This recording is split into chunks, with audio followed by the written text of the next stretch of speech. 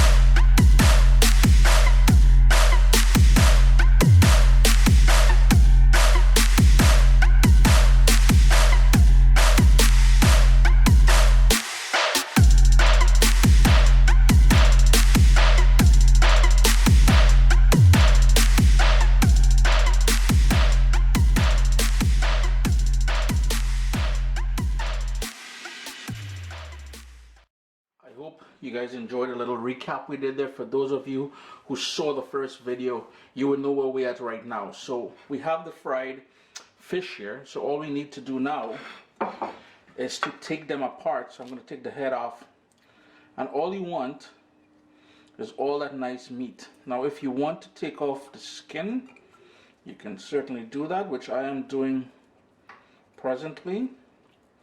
So you peel back the skin, and then you've got all that nice meaty goodness there.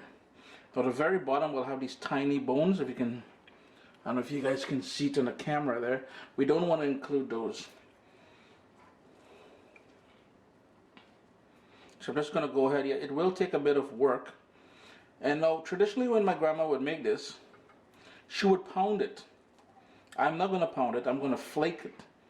Like nice big chunks of flaky flakes. Why do I repeat stuff? Anywho, that's what I'm doing. If you want to include the skin, you can certainly do that. If some of it gets in there, that's fine. Let's give it a nice... There we go. It will take a few minutes to get all those, all the meat out of the bones and stuff like that, but it's well worth it. Now here's the thing. Any fish that you have left over, so whether it's steamed, whether it's any sort of flaky fish, grilled, fried, you can make this recipe. You know what I mean? I'm going to go in with some fresh ground black pepper, a tiny bit of salt, because remember, when we season the fish, we already have a ton of salt in there. We ain't trying to overdo it with the salt. What I like going in with is a wedge of lime. Lemon will work as well too. Just give that a nice little squeeze. That's going to brighten everything up. I have here one bird's eye pepper that I chopped up, really tiny, and this is what they look like. We call it bird pepper or bird's eye chili or bird pepper, man. Let me just stick with that.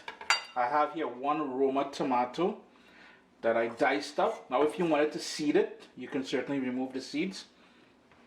I have here 2 scallions. And we've got some parsley. Now these, you know, like I said, I'm trying to keep it to show you traditional dishes. But scallions would never make it into my grandma's fish choka, neither would, or neither, huh? Tomato, neither would the parsley. She will have pepper, she will have onions, black pepper, maybe a little bit of salt, and some garlic. But for the sort of garlic kick that we're gonna need in here for any good choka, hold on a second.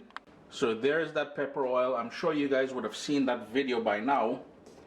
And what we're gonna do is just take some of the oil itself, and that is full of garlic and peppery notes, and I'm just gonna drizzle that all in there.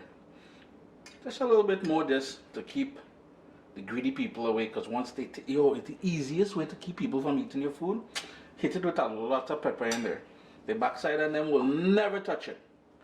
And all you want to do now is fold everything. Save the onions for last. Hold on, we're gonna get to that in a second. Yo, why are you using a little baby spoon? First of all, where does little baby spoon come from? Mix everything up now. We want to combine everything. Then we're just gonna top it with those onions, and it's chunky time. If you guys remember, all my choka recipes, we always chunky, and chunky means to temper with heated oil or hot oil. Doesn't that just look gorgeous, boy? Look at that now. And the reason why I like topping it with the onions, very thinly sliced. Now I use red onions in here.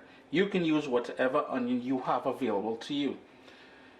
Fellas, ladies, that onion there, your breath will be kicking. Please avoid your loved ones, or at least going too close.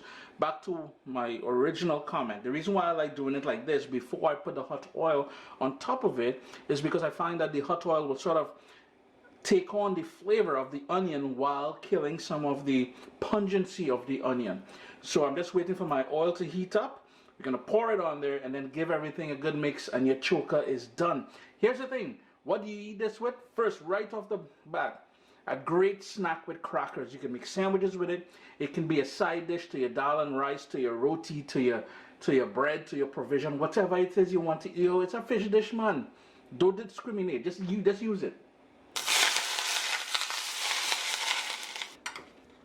Just give that a really good mix now to distribute all that onion all over, that sort of flavored oil all over. And if I don't know if I mentioned it or not, but that was olive oil. If you wanted to use a vegetable oil, a canola oil, any sort of thing, peanut oil, whatever.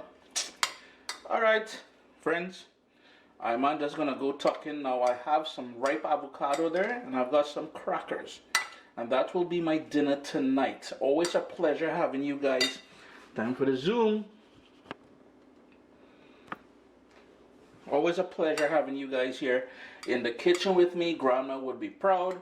We took her recipe, we elevated it just slightly, but it's real nice. It's real nice. What's up, soldiers? Don't forget to click subscribe. If you've already clicked subscribe, hit that bell notification thing. I want to all you missing out on the new videos, man. Come on, click.